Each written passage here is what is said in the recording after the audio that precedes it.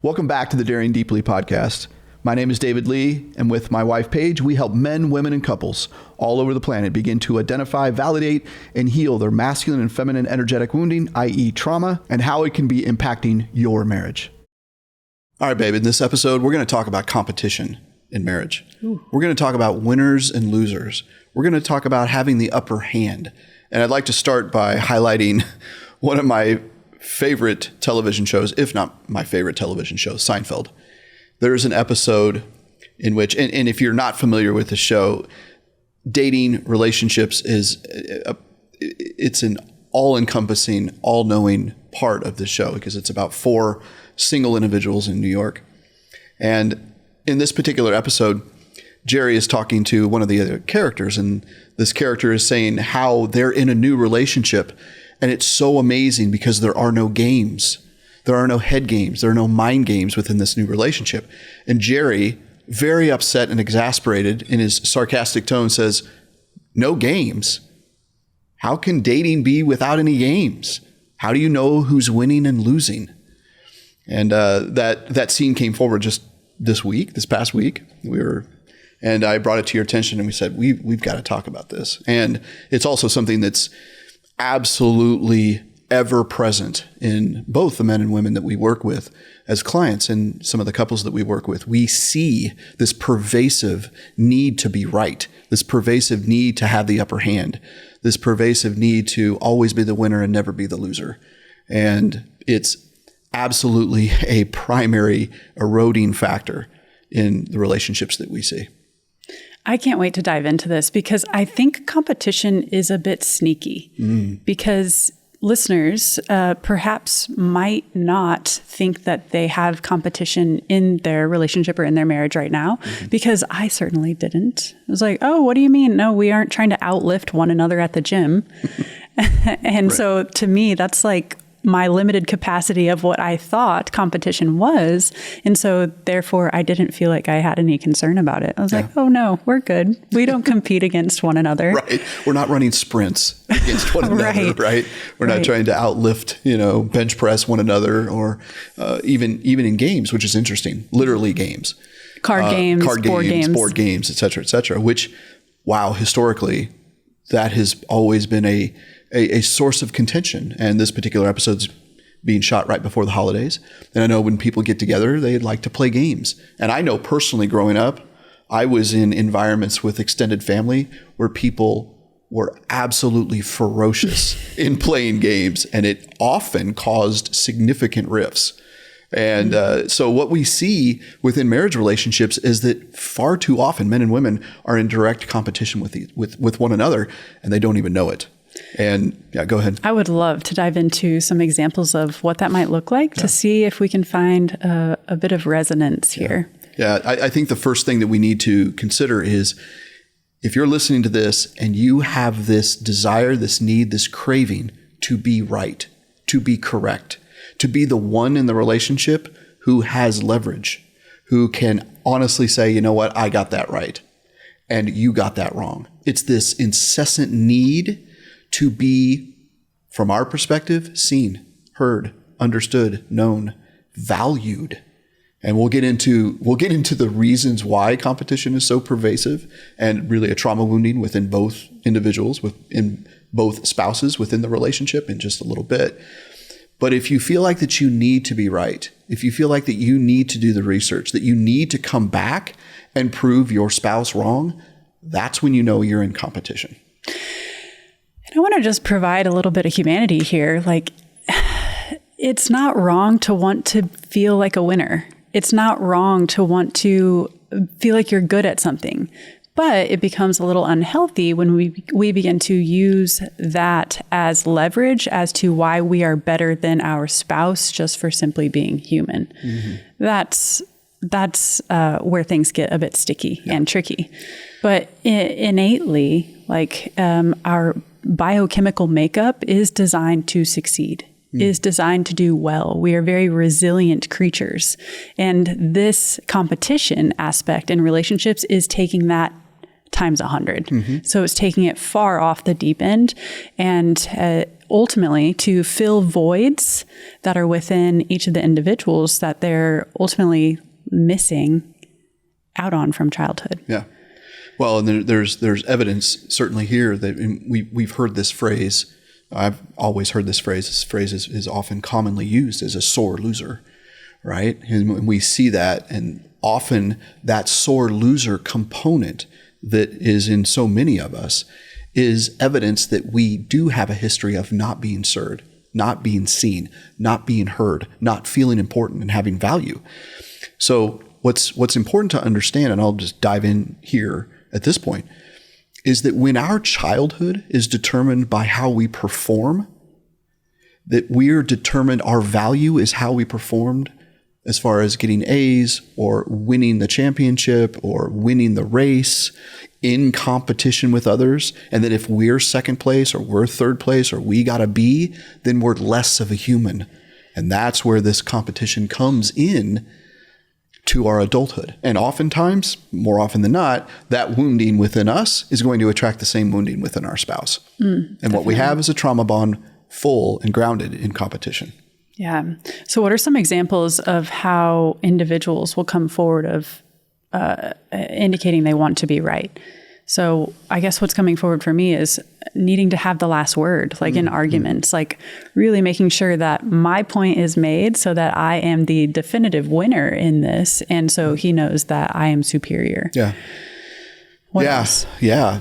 So here's some evidence. If you find yourself being defensive more often than not, in conflict, if you feel like you do have to have the last word, if you feel like that you do need to win, that you do need to be seen and heard, that defensive posture is direct evidence of the fact that that wound within you is dependent on your performance, that you are seen, heard, understood, that has been lacking since childhood. You need to step forward and yell a little louder, be more sarcastic, be more bombastic, be more in a defensive posture, use words as weapons.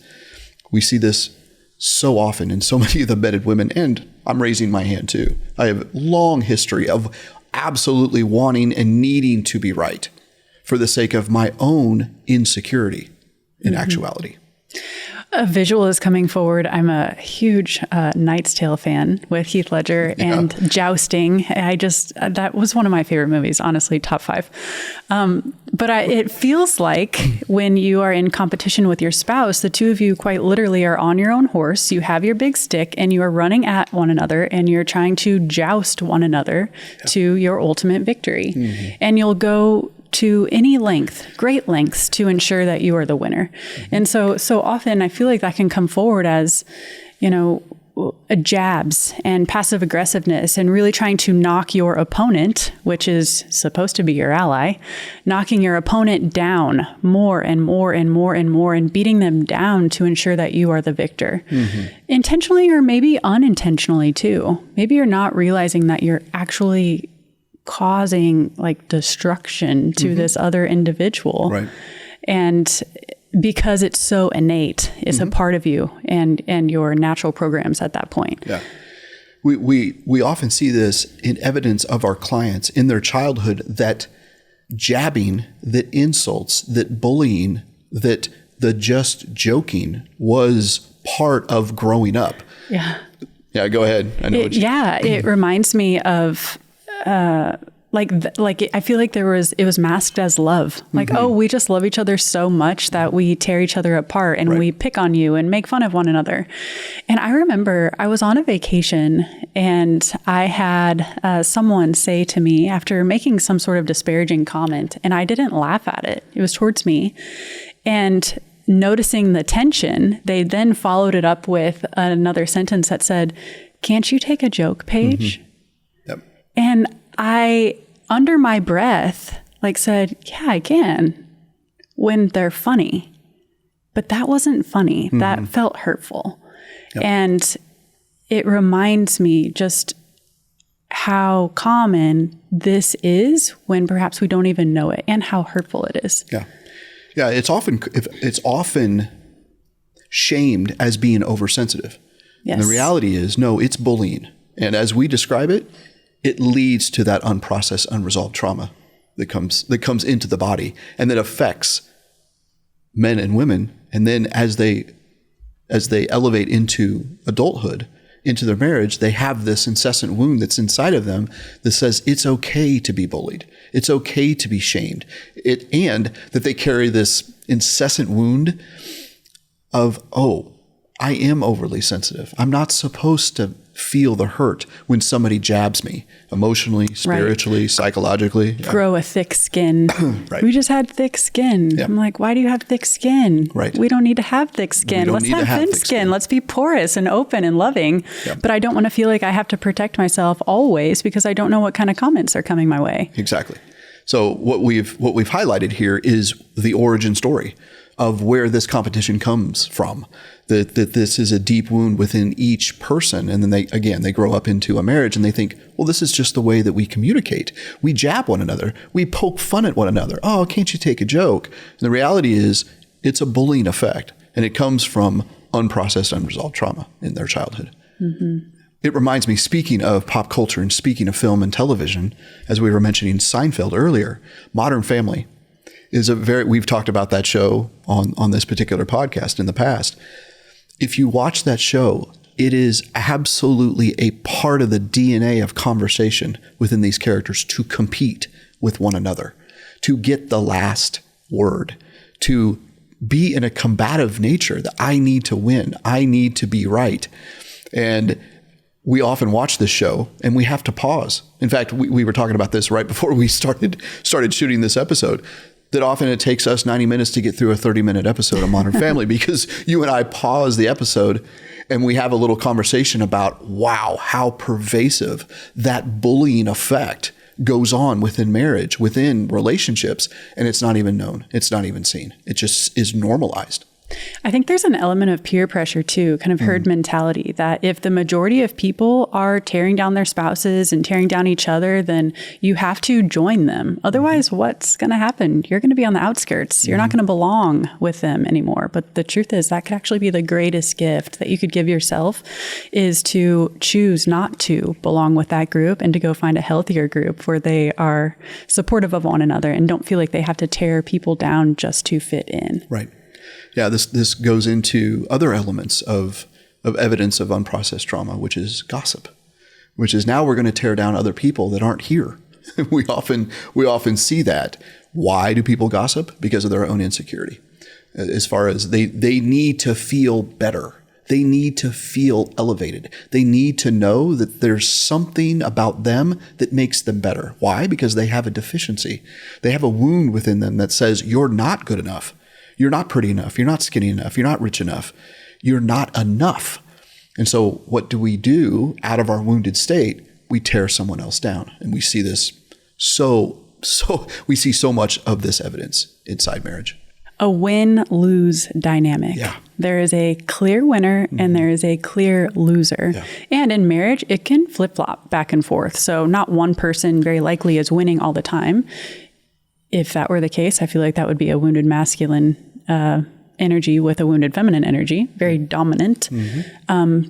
But it likely flips as the two of you are trying to find your power, your identity, where you stand in the relationship. And what we're looking for ultimately is a win-win. Yeah. Yeah. Imagine, I just want to set forth a vision here, that imagine that rather in competition, that you were essentially on the same side, that you were rooting for one another, that you were cheering one another on, that you were on the same side. I know that when we play card games, we love playing card games. We like playing games in general. But I know for me, I love the competition. Do I want to win? Well, yes, I do. But never at the expense of you, which is an interesting nuance. Or our relationship. Certainly our relationship, right? What I was mentioning before, when I was growing up and I would see an extended family playing games over the holidays, and it would literally tear down one another and in many ways add on to the heap of dysfunction within the family dynamic in the first place. But when I play a game, do I want to win? Yes. But never at the expense of someone else. Do I talk a little bit of trash? Yes, absolutely I do. But I don't do it incessantly, and I don't do it to tear someone down. I want to extol a sense of playfulness. I want to never at the denigration of someone else, and certainly not you, certainly not my wife. And you have brought this forward in so many ways, babe, over the last 6 months, because I first heard you say that, I think, within our own conflict, within our own home. You said something to the effect of, I'm on your side. I'm on your side. And there is a tactic, there's a strategy for men and women to use right now, is that in the throes of conflict, if you can't say it out loud, begin to think inside, wait, aren't we on the same side? Because I can promise you, once upon a time when you chose to be together, and I'm speaking to you directly, men and women, spouses, marriage partners, once upon a time you were on the same side. You were absolutely rooting for one another. And over time, what happens is those deep wounds that weren't present during the honeymoon period have now become more prevalent. And I promise you, the more that you process and change that mindset into thinking, wow, we're on the same side. We're not in competition with one another. I'm rooting for this person. I'm rooting for the love of my life, is really the way and the pathway to move forward. Mm-hmm. You know, babe, we're often asked, how in the world do the two of you do business together? You're a married couple. How in the world do you stand one another? How do you do business? How do you have financial conversations? How do you have vision conversations? How do you work together day in and day out? And the simple answer to that is, we're not in competition with one another. There it is. There's the evidence. Because I'm not trying to win and you're not trying to win. It's evidence, and I've often heard this ever since I can remember, is that never ever do business with your spouse. And I've often thought, well, why is that? If you're choosing this person to spend life with, what's the issue? And the reality is, it's because you're trying to win or lose. You're in competition with your spouse. And so you're trying to separate that so you don't have further problems. But the reality is those problems are there. And so I know that when we first began to do business together, I know that I'm going to have you, bring this even more to light. But it was a struggle for you in that you felt like you needed to be more like me. That you needed to communicate and coach and be more like David. And the reality is, it wasn't until you began to come back into who you are and not compete with me that you found your footing and found your grounding. Yeah. Talk more about that. Oh, I struggled with that for so long. And a lot of it came down to, wow, I'm not as good as David is on social media. Wow, I'm not as consistent as he is. Wow, I feel like he has all the right things to say. Wow, I feel like he's like a better coach than me. I feel like he's fill in the blank. It was this comparison game. I feel like this competition was rooted in this comparison drive that lived internally for me, that I had to be better and be more and be like you. And ultimately, that was a struggle for several years, trying to find my footing and my lane in the business, my branch of this business. And what I've really learned lately is that I had this all wrong. I was pitting me versus you instead of it's me versus me, and I get to do this with you. Mm-hmm. And that feels so much more freeing. It feels like something that I want to be a part of, versus before, the me versus you felt like such a struggle, like something I didn't want to be a part of. And it felt like I had to morph into someone that I truly was not. And what I've learned is to stay in my lane now. I know my gifts, I know my strengths, and my gifts and my strengths are not your gifts and your strengths. And that does not make you less than or different or not good enough. It's just you have your gifts and strengths that are so innate and alive and present and easily accessible within you. And for me, those are hard for me to reach without contorting myself. Yeah. But for me, I have my own gifts and strengths that feel like they're easy for me to embody and easy for me to lean into, like taking care of our clients, nurturing our clients, reaching out to them, really loving on them. I'm really great at ideas. So we've talked about this before. Much of our content comes from me because I get to quite literally roll around on the floor in my pajamas, drinking hot tea, and I get to just be in my body and in my mind, coming up with what I believe is in alignment with our foundations and our teachings. And I get to present examples of, oh, we need to share this and then move into this. And then this is this whole flow that's coming forward. And then I pass that off to you ultimately to be our lead speaker, our lead presenter. It just works best like that. Yep. Whereas in the past, I would try to come up with all the content myself and then try to present it, which I can do and have done, but it doesn't feel like the most comfortable place for me to be. Right. Yeah. I like that behind the scenes, more introverted, more creative, more preparation type of role. That feels right for me. Supportive. Yeah. And all of that is feminine energy. Exactly. And for you to receive the input, to receive the intuitive hits and the inspiration, and then to ultimately carve it as you need to, polish it up, and then present that to the world, give that to the world, that's all masculine energy. Right. And so when we both stay in our lanes and in our gifts and in our strengths, it becomes incredibly easy to work with you. Yeah, exactly. And what we're describing here is I'm in my masculine, you're in your feminine. And the very evidence of that is why this business works. Yes. And so if you're trying to be in competition with me, as you were in the past, comparing me to this, you were trying to be in your masculine energy while I was trying to be in my masculine energy. And we're always going to have conflict. That is the evidence of inversion. That's the evidence of both spouses being in masculine energy. Well, you're always going to have a competitive edge when that is in place. So, and if I'm competing against you, then I can't be connected emotionally or intimately with you because we are on two different corners of the room. You and I are not connected as lovers, BFFs, friends, etc. Because now we quite literally are opponents. Exactly. And that will destroy your relationship. I'm glad you used that word, opponent.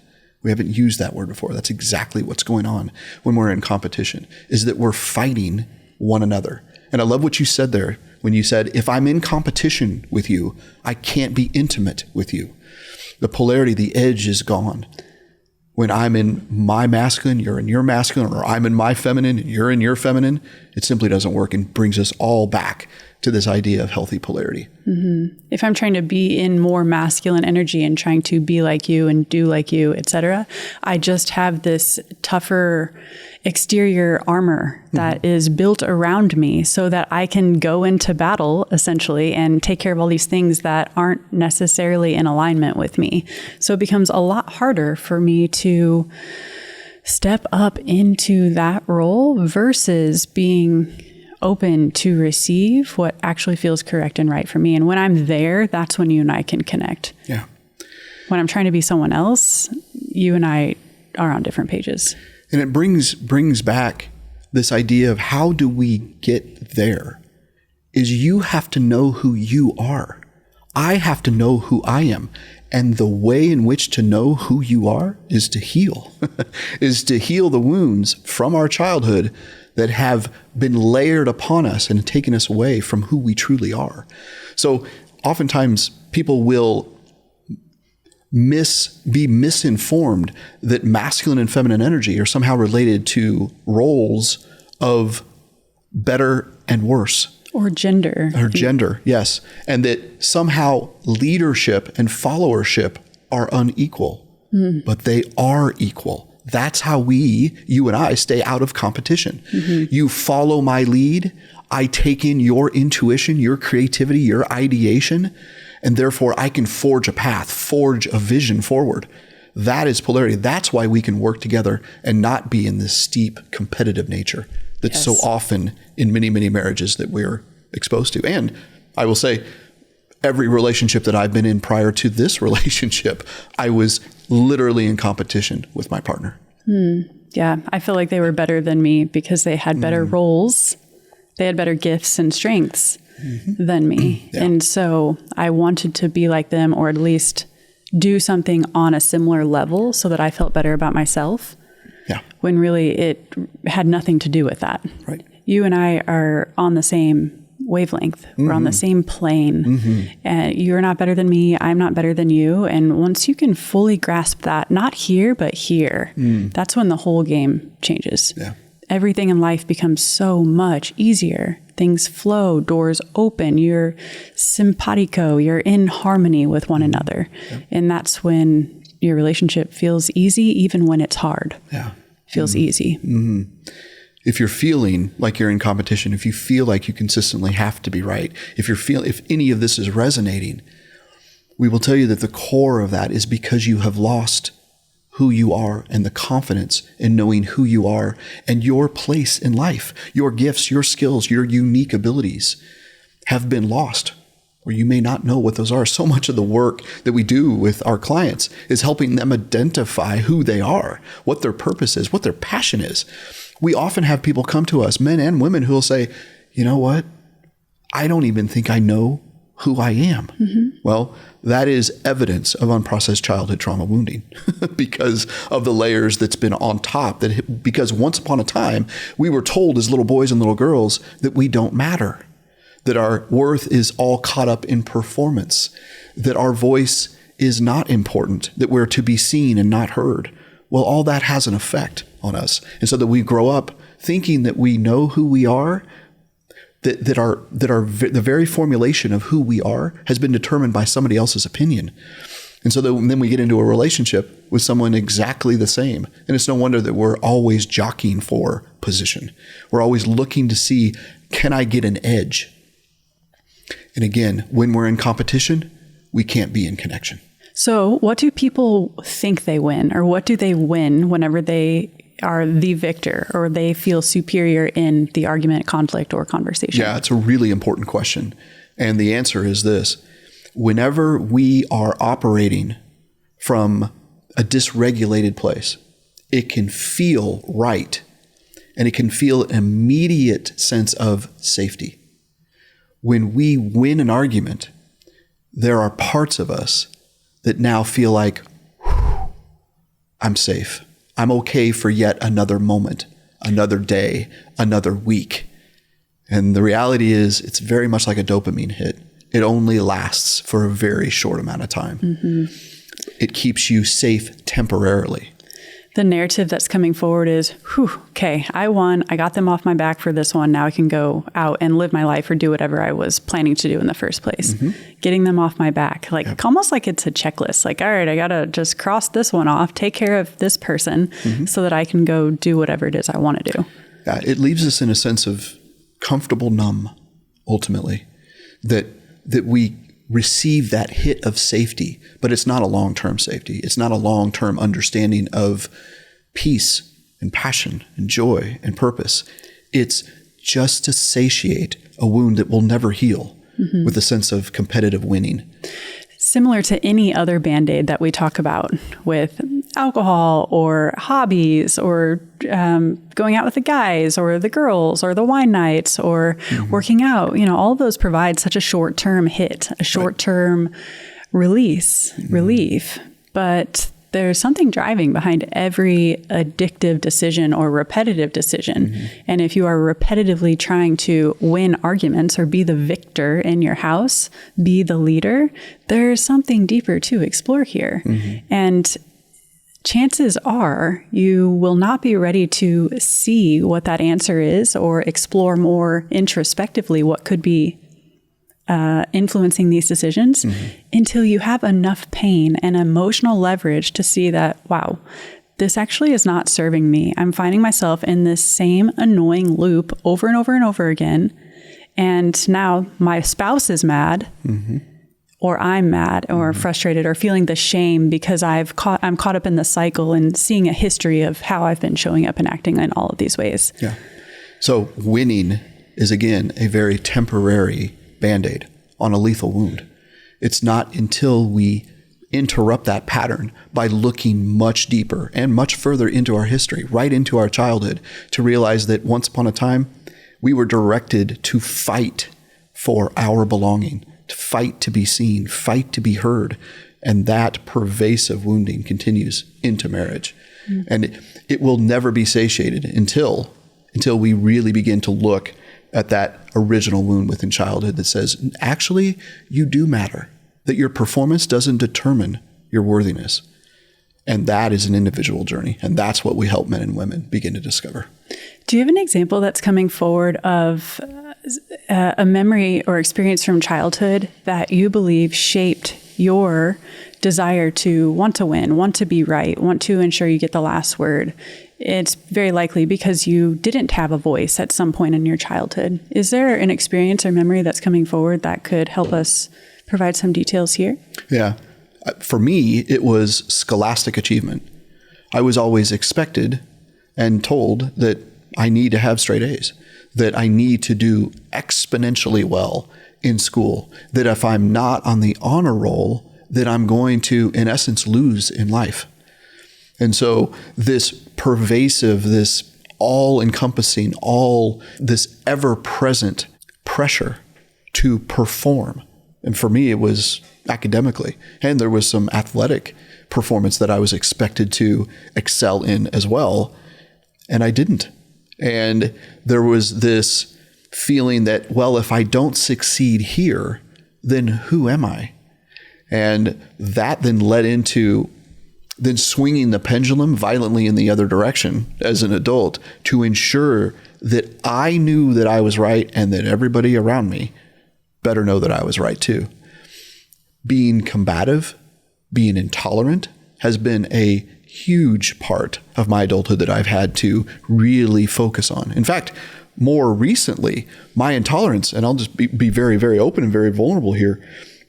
Paige, you brought forth a deep frustration with me in that feeling like often you felt like walking on eggshells inside of our home because of my power, because of ultimately my intolerance of how I needed things to be perfect. I needed you to be perfect. And essentially what I was doing is not looking in the mirror and knowing that I'm intolerant of me. And therefore I am projecting this intolerance. In other words, I need to win and I need everybody else to be winning too in order to feel worthy. And the reality is the intolerance is shifting that wounding violently to one side. Rather, I want to be an individual who leads our organization, leads you, leads the children, leads this podcast in a way that is wanting a product that is going to impact the world, but it doesn't have to be perfect. It doesn't have to be a winning product, and it doesn't have to win, and it doesn't have to beat anything else. It just has to be the very best version of what you and I can provide, and hopefully we have some impact on the world. Beautiful. Thanks for sharing that.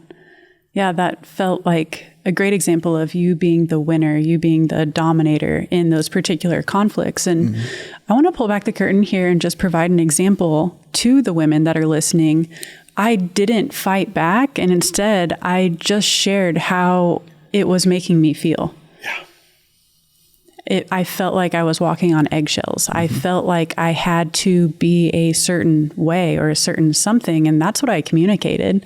I didn't blame him for being the way that he was or being intolerant or begging for perfectionism. And so that's your responsibility as the woman. The women that are listening is to simply communicate how what is happening around you is making you feel. That's it.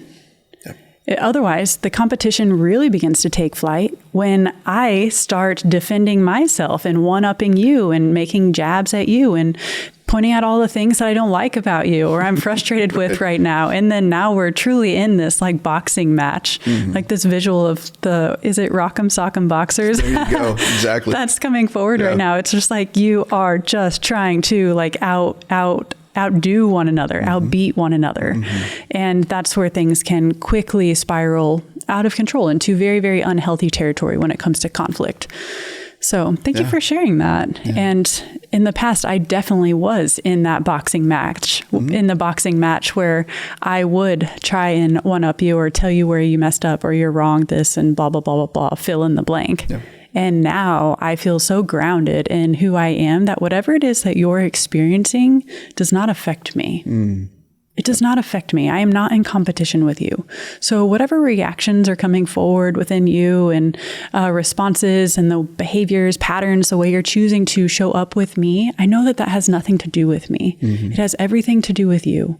And my only responsibility is to ensure my safety in the environment. And so if something doesn't feel like, hey, this this conversation doesn't necessarily feel like it is in alignment with me or with us or what we actually believe in, then I'm just going to communicate what I am experiencing in my body. Yeah. Which can be a really tough place to be, especially if you're a woman who has been disconnected from your body and you feel this severance between living up here in your brain, in your mind, logic, masculine energy, and living down here in your body with your heart and love, intuition, etc. So, yeah. I want to highlight, because it's important for our audience to connect, to fully understand what this competition can feel like, and it may be very hidden, as you indicated before. Ladies and gentlemen, as I speak to you, if you are harboring resentment, bitterness, if you're keeping either literally or figuratively a record of your partner's wrongs, that is evidence that you are in competition with your spouse. So if you have a journal where it's full of hate, resentment, bitterness, I told you so. Timestamps and dates, certain actions. That's right. Of what he did wrong or what you did or what she did wrong, that's evidence that you're in deep competition with your spouse. So it reminds me of a conversation I had with a new client when I was connecting with her at this time. I asked her if she had an active journaling practice. And this is over Zoom. She looks back at me through the screen, kind of like, it gets sheepish, her energy gets sheepish. And she said, not really. I only write down all of the mistakes that my partner has made so that I can bring it back up to him. And I looked at her like, okay, this is what we're working with. And that's fine. Right. It's a fantastic place to be. And I thanked her for sharing that with me. And it provides so much clarity as to the dynamics of the relationship. And we were able to pull back the curtain on what that journal and that record keeping was serving for her, those needs that it was fulfilling for her. That's right. And ultimately, it was a sense of safety. Because if she had this laundry list of proof, essentially, she could prove that she was correct and he was in the wrong, right, making her out to be this, victor, right, the winner of whatever potentially could go down in the future. So it's like planning for your world to combust right in front of you, rather than planning for the world to flourish and be exactly what you want. You're creating a list of proof that you're right and they're wrong. It's very much like you are in a court of law, which again is a competition. There's a plaintiff and a defendant, and you are trying to prove the other wrong. That has no place inside of an intimate, co-creative, connective marriage relationship. We're not trying to prove ourselves right or wrong. If we are trying to enact a defensive posture, then we know that we're in deep competition with our spouse. Yeah, I just got off of a call with a client this past week, a couple of days ago, where she was in conflict with her partner and she felt like this inner part of her, which a big part of our work with our clients is what we call parts work, is one of our main modalities. And she's identified that there's this part of her that is super hyperactive, that whenever she feels threatened or experiences demands from her partner, or he's getting loud and aggressive and mean and calling her out on things, that her ultimate response is to justify, is to kind of show proof of this laundry list that she has been doing all of the right things, that she is showing up in all of these ways exactly how he has requested them. And we zoomed out a little bit on that part to realize, hey, this is unnecessary. I know this part feels like you have to justify yourself in hopes that you will come out as the winner. Right. But really, you are still losing. For as long as she's trying to justify, defend, rationalize who she is, she's capitulating, one, to her wounding and to his. So she is coddling and enabling the entire situation, herself and him. And so no one is really winning in that situation. There is no victor. When you're taking down notes and details of what's happening in your relationship with an intention of just simply observance, observance of learning and patterns and understanding one another, that's different. But when the intention is to retaliate and fight back and defend, then that's when it's done from more of a wounded place. Yeah. I think as we bring this home, we've highlighted an enormous amount here to digest. I think one of the most important things that we can provide our audience is that know that you're on the same side as your spouse. Really embody that. Really begin to take that in and live that and inhabit that. I want you to recall what you truly feel for this person. I want you to look at them as ultimately a little boy or a little girl that has wounds, that is trying to feel, trying to heal, trying to be seen, trying to be known and understood. And that if you walk alongside this other individual, that you reassure them that you are on the same side, that you're not in competition, that you are growing and healing to know who you are, and you're there to support them to know who they are, that can take you so far. It can pull you out of the heat of the moment so quickly to just stop, take a deep breath, zoom out on what's happening, and see the situation for just the micro explosion of emotions right here in this moment. Versus this does not define you or your partner or the landscape of the relationship. And begin to remind yourself why you are here. Why does this relationship matter to you? What do you love about this individual? What about their values align with yours? Yeah. And that helps to bring things back to home, especially when you're in the heat of the moment. Yeah. Just reminding yourself that I am on your side. Yeah. And I'm on my side too. Just because I'm on your side doesn't mean I'm not on my side. Exactly. Yeah. I'm in this for both of us, right, individually and together. And so if we're on different teams, we're literally eroding the very idea of marriage. Then what's the point? Then what's the point of marriage then? Yeah. And so that's the whole premise behind our work, is to help bring more harmony in marriage so that you are allies and not adversaries. Right. That you understand one another to the depths of your soul, understand your strengths and your gifts, and can actually work together so that you never feel like you're alone ever again. Right. So ladies and gentlemen, stop competing with one another. It's literally eroding the very reason why you got married in the first place. If you're interested in one-on-one coaching, you can find that information in the description.